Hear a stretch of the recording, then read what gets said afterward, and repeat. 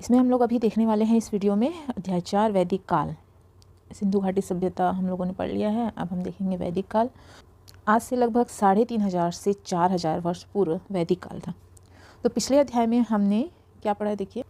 पिछले अध्याय में हमने सिंधु या हड़प्पा संस्कृति के बारे में जाना। उसके बाद हम सिंधु सरस्वती नदियों के मैदान में पुनः एक नई संस्कृति का विकास होते देखते हैं। सिंधु या हड़प्पा संस्कृति के खत्म हो जाने के बाद सिंधु सरस्वती नदी के पास पुनः एक नई संस्कृति का विकास होता है। इसे कहते हैं वैदिक संस्कृति।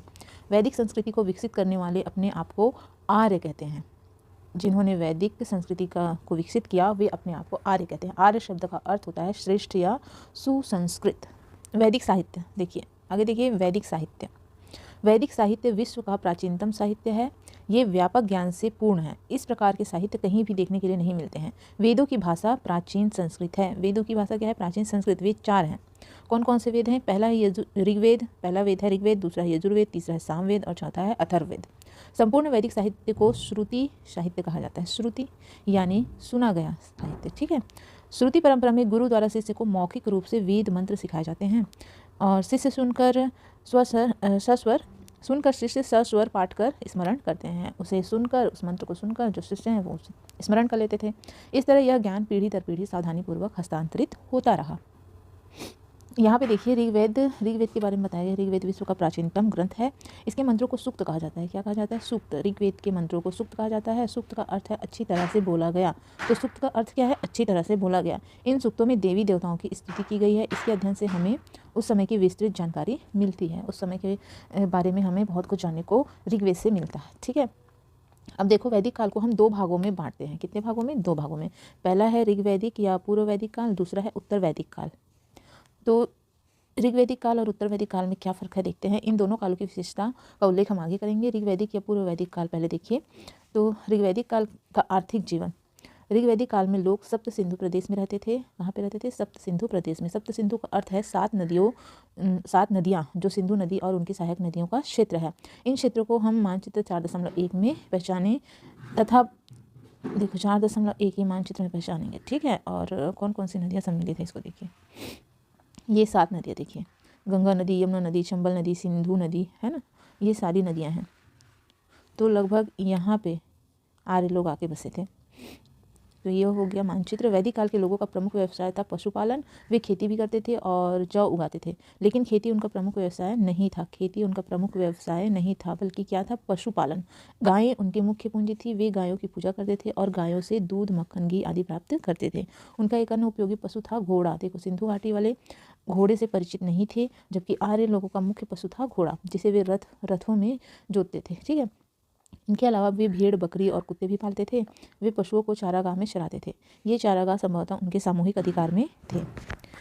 वे अपने पशुओं के लिए चारा कम पड़ने पर नई जगह में जाकर बस जाते थे। तो मुख्य व्यवसाय क्या था उनका? पशुपालन। इसलिए वो अपने पशुओं की सुविधाओं को देखते हुए अपना जगह बदल लेते थे, ठीक है। रथकार या लकड़ी के रथ बनाने वाले उनका महत्वपूर्ण कारीगर था। जो रथ बनाने वाला था वह महत्वपूर्ण कारीगर था उस समय। आर्य महिलाएं सूती काटती थी और कपड़े भी बुनती थी। आर्य महिलाएं सूत बनाती थी और कपड़े भी बनाती थी। उनसे रहन सहन कैसा था उस समय का? इस काल में आर्यों का जीवन सीधा साधा एवं सरल था। वे लकड़ी और मिट्टी के घरों में रहते थे। अपनी गायों के लिए बड़ी बड़ी गौशालाएं बनाते थे। उनके भोजन में दूध, दही, मक्खन, छाछ, घी, गेहूँ, जौ, मांस आदि प्रमुख रूप से शामिल थे। पिता परिवार का मुखिया था। समाज में पुरुषों का अधिक महत्व था। वैदिक समाज में महिलाओं को सम्मान प्राप्त था। देखिए, वैदिक समय में, ऋग्वैदिक काल में महिलाओं को सम्मान प्राप्त था। वे यज्ञ जैसी धार्मिक क्रियाओं में पुरुषों के साथ भाग लेती थी। इस समय महिलाएं शिक्षित होती थीं। कई महिलाओं ने वेदों के सूक्तों की रचना भी की थी, ठीक है। कई महिलाओं ने वेदों के सूक्तों की रचना भी की है।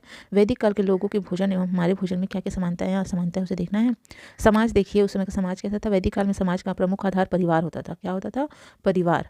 एक गाँव या बस्ती में कई परिवार रहते थे। वे सभी एक दूसरे के रिश्तेदार होते थे। एक गाँव में कई परिवार रहते थे, वे सभी एक दूसरे के रिश्तेदार होते थे। ऐसे कई गाँवों के लोगों को मिलाकर जन बनता था। परिवार आधार था समाज का। कई परिवार मिलकर एक गांव बनाते थे, जो कि आपस में रिश्तेदारी होते थे, और कई गांव मिलकर जन बनाते थे, ठीक है। उस समय ऐसे कई जन थे, जैसे पुरुजन, कुरुजन, यदुजन आदि। क्या आप भी एक गांव के सभी लोग एक दूसरे के रिश्तेदार होते हैं? तो अभी के समय में तो ऐसा नहीं होता है ना। कुछ गांव होते हैं जहाँ पे एक ही समाज के लोग रहते हैं और वे कहीं ना कहीं से एक दूसरे के रिश्तेदार होते हैं। उन दिनों वैदिक लोगों के अलावा कई ऐसे लोग भी थे जो संस्कृत नहीं बोलते थे, जिन्हें संस्कृत नहीं आती थी। ठीक है, उनका रहन सहन आचरण आदि वैदिक लोगों से अलग था।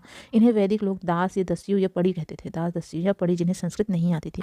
वैदिक जन और इन लोगों के बीच कभी युद्ध भी होते थे, कभी कभी युद्ध भी होते थे, लेकिन वे एक ही स्थान में रहने के कारण एक दूसरे की बातें भी सीखने लगे थे।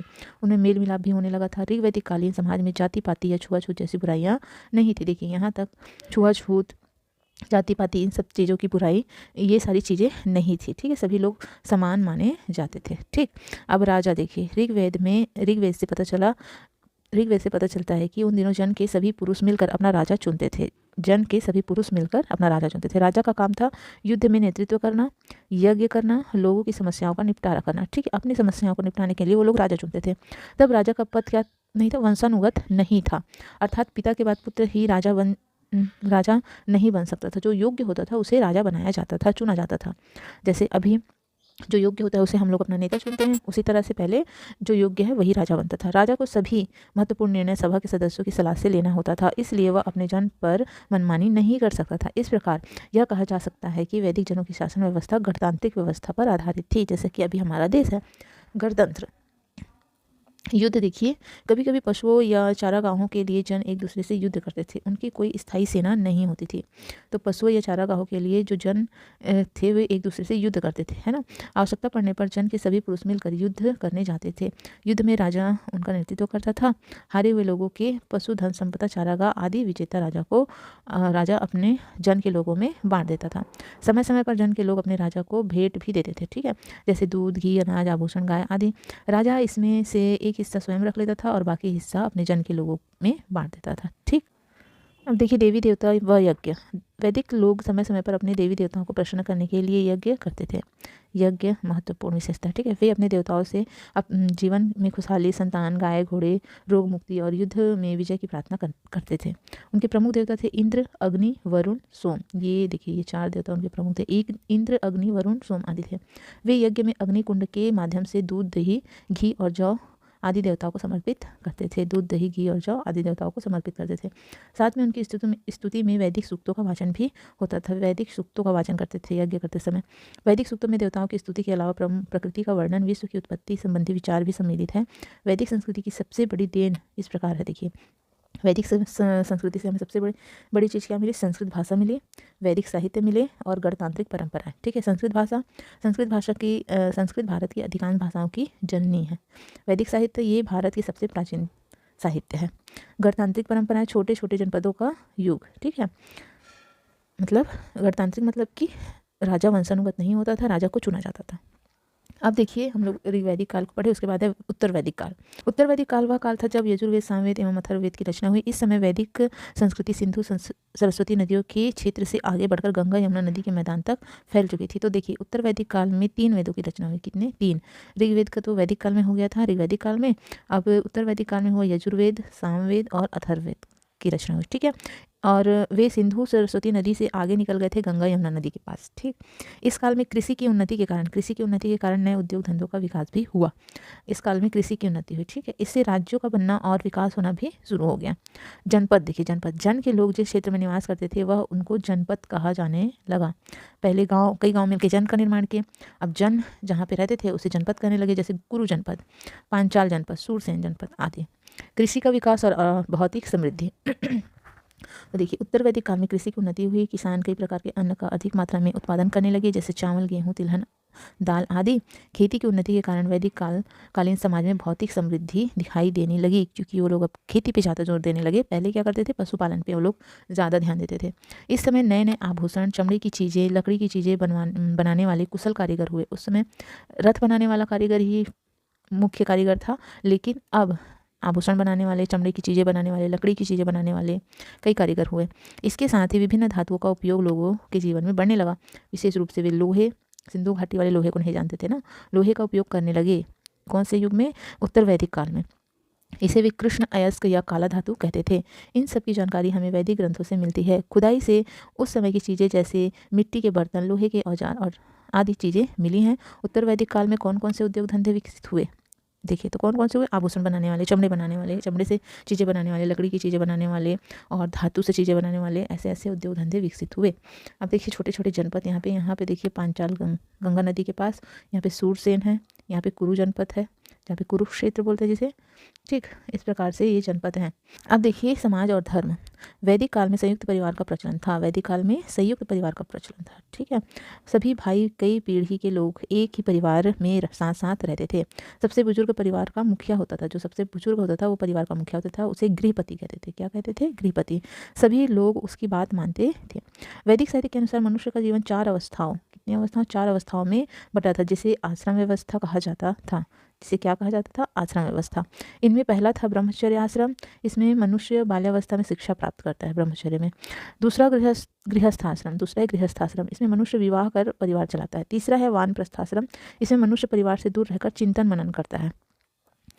ठीक है, गृहस्थाश्रम शादी विवाह करता है और ब्रह्मचर्य में शिक्षा प्राप्त करता है। वानप्रस्थ में मनुष्य परिवार से दूर रहकर चिंता मनन करता है।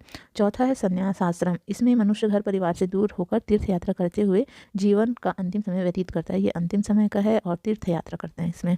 कौन से में? संन्यास आश्रम में। वो पूरा भौतिक चीज़ों से संन्यास ले लेता है। उत्तर वैदिक काल में ज़्यादातर गृहपति खेती और पशुपालन करते थे। इन्हें वैश्य कहा जाता था। क्या कहा जाता था? वैश्य। इन गृहपतियों के आसपास उनकी सेवा करने वाले सेवक होते लोग भी रहते थे। गृहपति समय समय पर राजा को भेंट दिया करते थे, जिससे राजा और राज्य का खर्च चलता था। पूरे जन के मुखिया को राजा कहते थे। उसके रिश्तेदार और सहयोगी को राजन्य कहते थे। राजा के रिश्तेदार और सहयोगी को राजन्य कहा जाता था। उनका मुख्य काम था जनपद की रक्षा करना। लेकिन युद्ध के समय पहले की तरह ही जन के सारे पुरुष सम्मिलित होते थे। उत्तर वैदिक साहित्यों से पता चलता है कि राजा और राजा ने बड़े बड़े यज्ञ करने लगे थे। उत्तर वैदिक साहित्यों से पता चलता है कि राजा के जो संबंधी है वे बड़े बड़े यज्ञ करने लगे थे, जैसे अश्वमेघ यज्ञ, राष्ट्र यज्ञ, जो कई महीने चलते थे। इनमें बहुत धन खर्च होता था। इन यज्ञों को ब्राह्मण पुरोहित संपन्न कराते थे। ब्राह्मण या पुरोहित ही संपन्न कराते थे यज्ञों को। ब्राह्मणों को धन, गायें आदि दान में प्राप्त होते थे। उनकी मान्यता थी कि इन यज्ञों से जनपद की खुशहाली आएगी तथा राजा शक्तिशाली बनेगा। यज्ञ करने से जनपद में खुशहाली आएगी और राजा जो है वो शक्तिशाली बनेगा।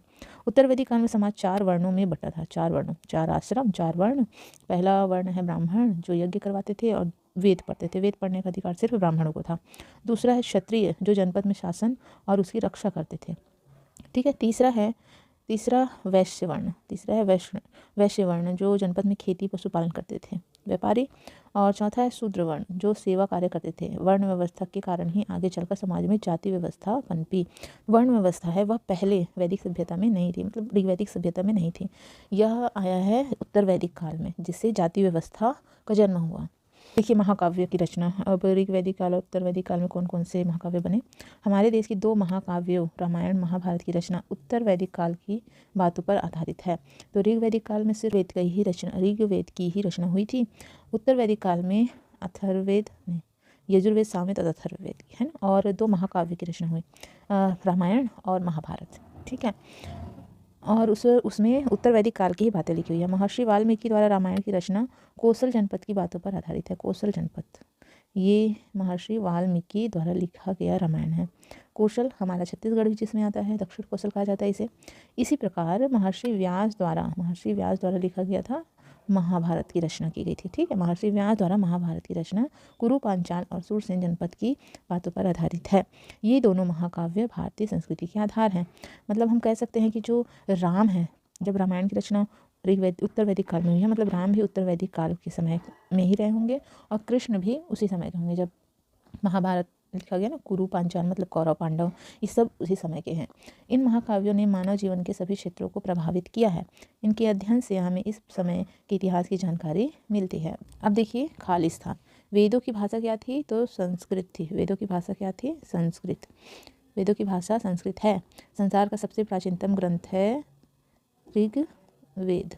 ठीक, और आर्य लोहा धातु से परिचित थे। ऋग्वैदिक काल में सभी लोग खालिस्तान माने जाते थे, समान माने जाते थे, है ना। जो अंतर है, जो भेदभाव आया, जो बुराइयां आई, वो सब आई उत्तर वैदिक काल में। ठीक है, राजा को जन के लोग भेंट देते थे तोहफा के रूप में। अब देखिए उचित जोड़ी मिलाइए। तो सप्त सिंधु प्रदेश मतलब आर्य लोग बसे। रामायण को लिखा है वाल्मीकि ने, महाभारत को व्यास ने और राजा के रिश्तेदार कहलाते थे राजन्य।